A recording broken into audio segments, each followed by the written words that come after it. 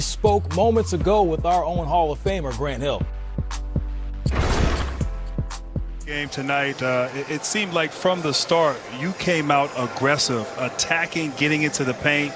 You shot your three-pointer. You were very decisive. Just talk about your mindset coming into this game this evening.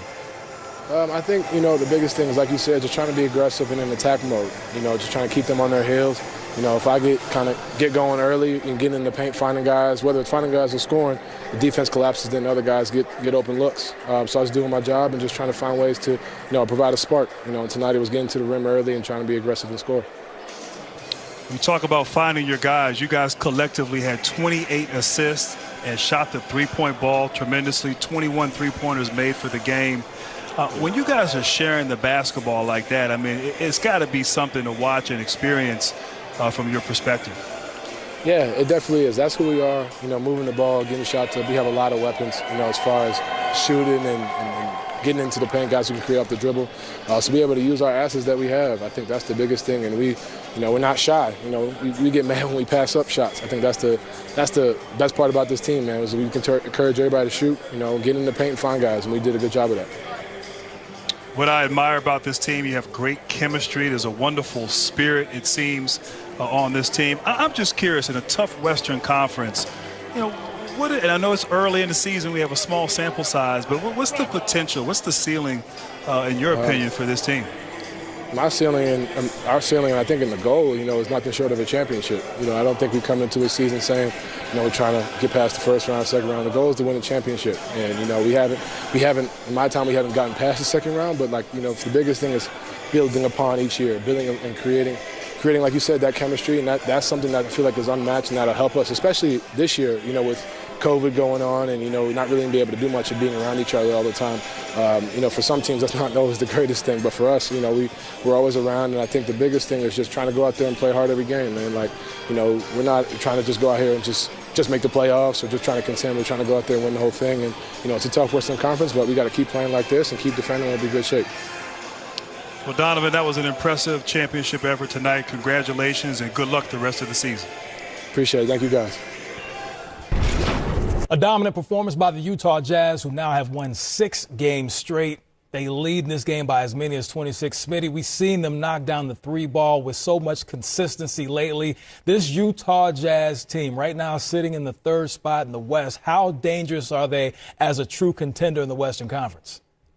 What I like about them is defensively first. They hang their hat defensively. But, Candace, just watching this game, yes, the three-point shot was going down. Yes, they're unselfish. But it's the hockey assist, the secondary assist. And what I mean by that is, Candace, if you played on teams where somebody catch it and then it takes some time to get to the next person, I love what they're doing is it's already planned and predetermined by the second and third guy where the basketball is going by their Utah Jazz.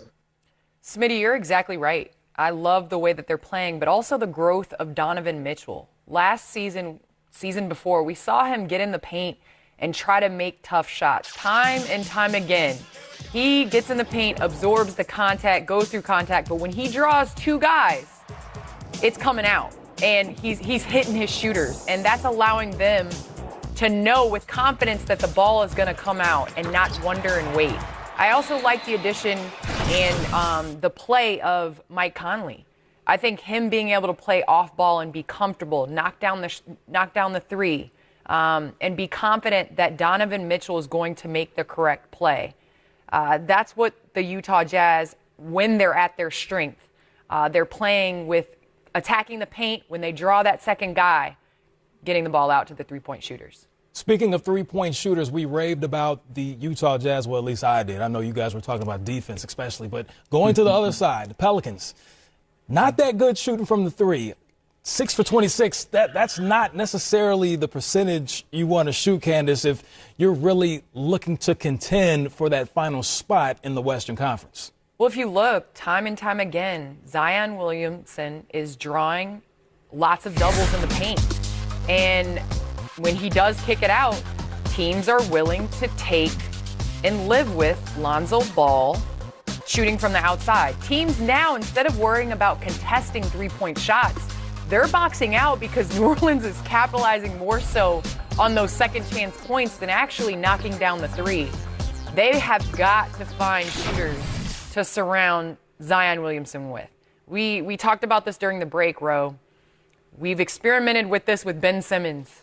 When you have a guy that likes to get to the paint, can draw, commands a double team, you have to put shooters around them that are capable of knocking it down. Smitty, we know you knocked down a couple of threes in your day. That was your specialty as a marksman. Looking at this Pelicans team, is this a situation to where you have quality shooters missing shots, or maybe do they need to go out and make some moves to improve their shooting? Well, you love, like Candace say, to add some shooting, but I also, let's just take it a step further and look at the starting lineup. I mean, you have 2 point guards in Lonzo and Eric Bledsoe. I think they'll have to change that. Both those guys are drive and kick guys, don't shoot it as well. And then you have Steven Adams, who's clogging up the paint. Nothing wrong with the guys individually. I just think as a starting lineup, it just doesn't mesh. I think you're going to have to find some kind of way to have a difference of lineup, even maybe having Brandon Ingram go down and play the 2, and maybe you just have one big. You need some more athleticism. They've slowed down the pace. By slowing down the pace, making them play half-court basketball, and then you play half-court basketball without shooters, it's a struggle for them. Each time they look good, it was when they were playing faster and they were playing small ball. So I think the New Orleans Pelicans are going to have to find a way to shake up this lineup, shake up this roster, and maybe start to change some guys around in the starting lineup. Starting lineup might have to be adjusted. J.J. Redick, so far, we know that he's been an excellent marksman so far in his career. He would be shooting a career low if things came out, shooting at 26% so far. So J.J. not necessarily knocking down the shots with the frequency or the high percentage that we've known to see him knock down shots. And I have to correct myself. I think I said the Jazz were in third place in the Western Conference. This win tonight puts them in the second spot ahead of the Clippers. So when we see that, we see how impressive the Clippers have been this season. Obviously, the Lakers, the creme de la creme in the Western Conference sitting atop. But Candace, this Utah Jazz team, could they be a threat to come out of the Western Conference legitimately? Well, normally I don't believe in moral victories. But for a team like the Utah Jazz, they were not going to win a championship last year. And I do believe that the bubble experience, the COVID experience, really did bring this team together. Last season, going into last offseason, we were talking about whether Donovan Mitchell and Rudy Gobert could play together. And they have since gone back, looked at themselves in the mirror, and realized what they've built in Utah is special and worth fighting for. And I think both of them have come back as their better selves. Think about Donovan Mitchell, his ball movement, his ability to attack the paint, hit the open shooters defensively.